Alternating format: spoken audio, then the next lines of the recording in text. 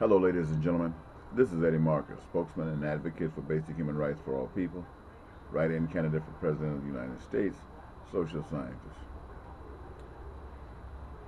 I I need you, and I want your help. For 33 years, you've heard me say that God is the answer to our problems, individually and as a group. Individually, I have no problem. My life is fine. I just can't enjoy the things that God has prepared for me because God didn't prepare them just for me. He prepared them for us. And the spirit that lives in me does not allow me to enjoy it when all the suffering and pain is going on. In the 80s, I gave a message on radio to you, the same message I've been giving to you all the time.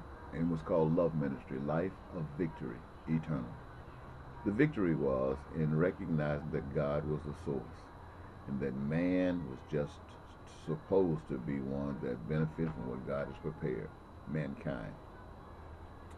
And it was supposed to be an eternal thing once you recognize the truth.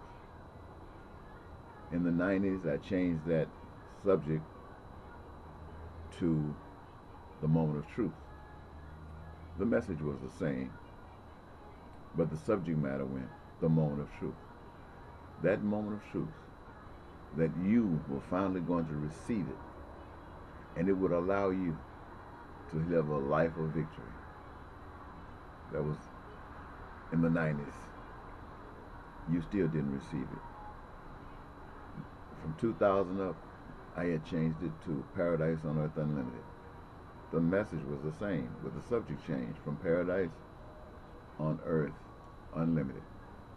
I'd taken you from a moment of truth, I'd taken you from Life of Victory Eternal to Paradise on Earth Unlimited. 30 years of speaking to you about truth, about victory, and about paradise. And after 33 years, I do not believe that it is one person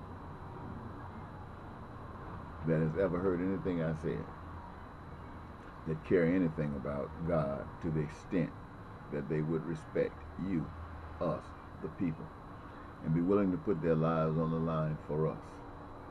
You see, when guys go to the military and put guns on and go out there as hired killers or volunteer killers for the state, they're doing that for man. They're not doing that for God.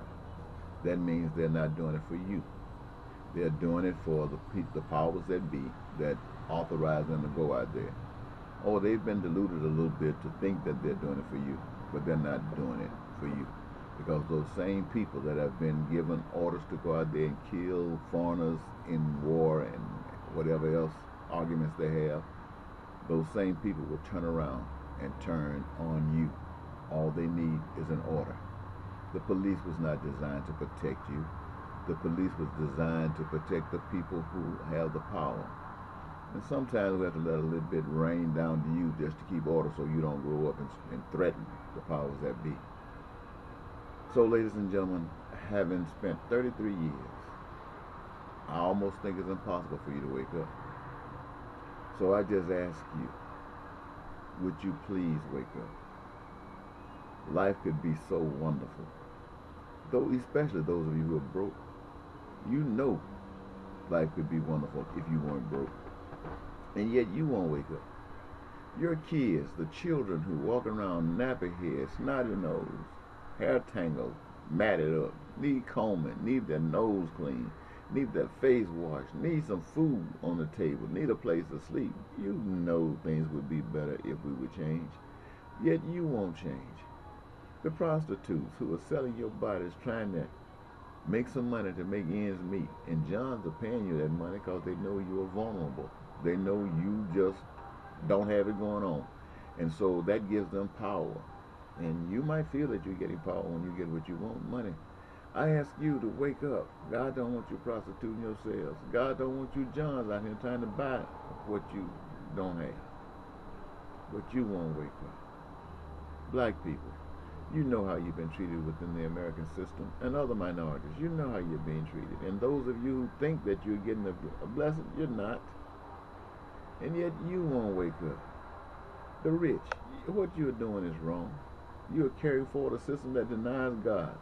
And you've prompted the people to support you all the way. You're not going to have a good end. Why don't you wake up? The world is against you now. That's why your rating has been reduced.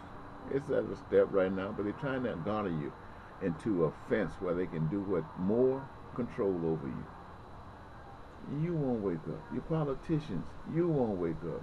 The church, talking about God and can't even act like they've been had any infusion of the Spirit of God. Why don't you wake up? America, why don't you wake up? Why can't we change America and make it a beautiful place where no more argument, no more unemployment, no more raggedy houses and raggedy cars and yards that are not kept and people who have nothing to do? Why don't you wake up?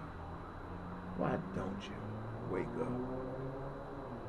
I'm just asking you, please help.